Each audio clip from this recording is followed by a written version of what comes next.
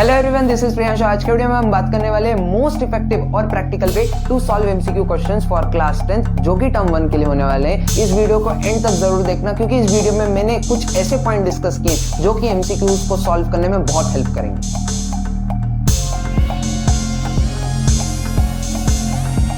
अब हम आ जाते हैं हमारे फर्स्ट पॉइंट पे। फर्स्ट पॉइंट है एलिमिनेशन मेथड। इस मेथड में क्या करना होता है, जो ऑप्शंस हमें लग रहा है कि यार ये तो आंसर में प्रेजेंट होने ही नहीं चाहिए, उनको हम एलिमिनेट करते जाएंगे। इसका मतलब कि हम हटाते जाएंगे। अभी एग्जांपल लूंगा तो और अच्छे से समझ में आएगा। फॉर एग्जांपल, मैंने यहाँ पे एक क्वेश्चन ले लिया, respiratory pigment in human body.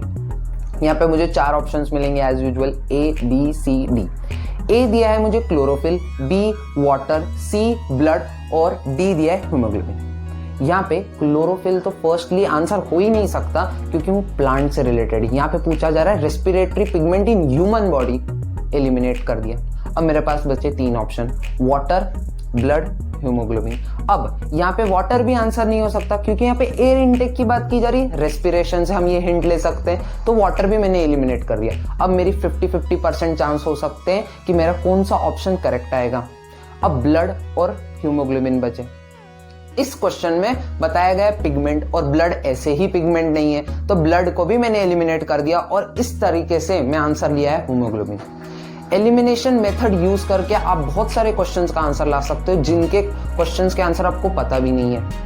तो एलिमिनेशन मेथड बहुत इफेक्टिव हो सकता है जब आप एमसीक्यू एग्जामिनेशन दे रहे हो और आपको आंसर्स पता नहीं है, तो एलिमिनेशन मेथड का तो यूज करना ही करना। सो गाइस, अब हम आ जाते हैं हमारे सेकंड पॉइंट पे। सेकंड पॉइंट है फैक्ट बेस्ड क्वेश्चंस। कुछ क्वेश्चंस ऐसे होते हैं जो फैक्ट बेस्ड होते हैं, जो कि डायरेक्ट लाइन टेक्स्ट बुक में से उठा लेते हैं और उनको ऑप्शंस के फॉर्म में देते हैं और आंसर्स पूछते हैं। ये क्वेश्चंस थोड़े ट्रिकी होते हैं क्योंकि कभी कभी ऑप्शंस थोड़े सिमिलर दिखते हैं, जैसे कि थ्योरेटिकल सब्जेक्ट्स में एसएसटी हो गया, इंग्लिश हो गया, इन जगह पे। कभी कभी साइंस में भी डायरेक्ट क्वेश्चंस उठा लेते हैं टेक्स्ट बुक से। तो यहाँ पे हम क्या करेंगे, टेक्स्ट बुक के एंड में कुछ रिमेम्बरिंग पॉइंट्स दिए होते हैं, अगर हम उनको रीड कर लेंगे और एक बार टेक्स्ट बुक को रीड कर लेंगे, हर एक इंपॉर्टेंट पॉइंट को हाईलाइट करते हुए चलेंगे, तो ये फैक्ट बेस्ड क्वेश्चंस भी हमसे सॉल्व हो जाएंगे। क्योंकि इनको हम एलिमिनेशन मेथड से नहीं सॉल्व कर सकते क्योंकि कुछ फैक्ट्स हैं जो हमें याद करने ही होंगे। तो एनसीईआरटी रीडिंग इज मस्ट मैं यहाँ पे बोलूंगा क्योंकि ये फैक्ट बेस्ड क्वेश्चंस हर एक थ्योरेटिकल सब्जेक्ट में इंपॉर्टेंट हो सकते हैं।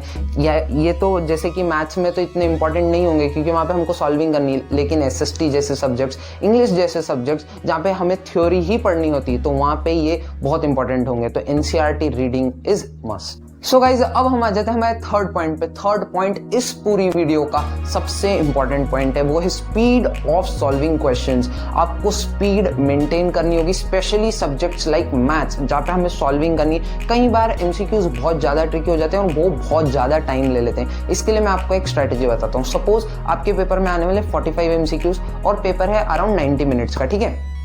तो आप हर एमसीक्यू को 2 मिनट दे सकते हो, इससे आपका पूरा पेपर भी कवर हो जाएगा, या 1.5 मिनट दे सकते हो ताकि आपके पास लास्ट में रिवीजन, पेपर के रिवीजन के लिए टाइम बच जाए। तो आपको स्पीड मेंटेन करके चलना होगा। अभी से स्पीड बढ़ाते जाओगे तो एंड में प्रॉब्लम नहीं आएगी। तो speed of solving questions is very important in subjects like specially maths और साइंस में भी, क्योंकि साइंस में भी हमें सॉल्विंग आ जाती है कोई फिजिक्स के चैप्टर में न्यूमेरिकल सॉल्व करने में। तो स्पीड को मेंटेन करना और अभी से स्पीड बढ़ाते चलना, ठीक है। तो गाइस, अब हम आ जाते हैं हमारे फोर्थ पॉइंट पे। फोर्थ पॉइंट एक बहुत ही टाइम सेविंग ट्रिक और एक गोल्डन ट्रिक हो सकती है क्योंकि इससे हमारा बहुत सारा टाइम सेव हो सकता है। मैथ्स या कोई भी सब्जेक्ट जिनमें न्यूमेरिकल इन्वॉल्व होते हैं, लाइक फिजिक्स, साइंस में भी होता है, राइट।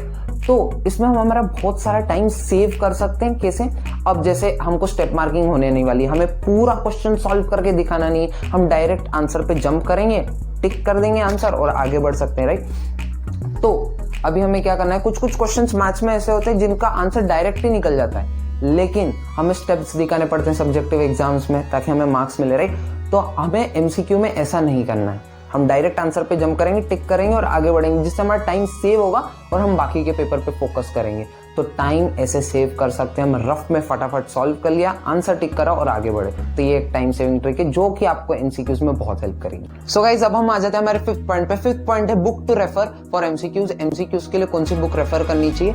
एमसीक्यूज के लिए एनसीईआरटी एग्जाम्पलर करके एक बुक आती है अरिहंत पब्लिकेशंस की, वो बहुत इंपॉर्टेंट होती है एमसीक्यूज के लिए, क्योंकि कभी कभी वहाँ से डायरेक्ट क्वेश्चंस आ जाते हैं। एनसीईआरटी भी या सीबीएसई भी इसे रिकमेंड करता है, तो वो बुक से डायरेक्ट क्वेश्चंस आ जाते हैं। उसका लिंक मैं नीचे डिस्क्रिप्शन में दे दूंगा। और जो एनसीईआरटी टेक्स्ट बुक है उसके पीछे जो रिमेंबरिंग पॉइंट्स है वो अगर पढ़ोगे तो आपके फैक्ट बेस्ड वाले क्वेश्चंस भी तैयार हो रहे होंगे और वो आपको रिवीजन में भी हेल्प करेंगे।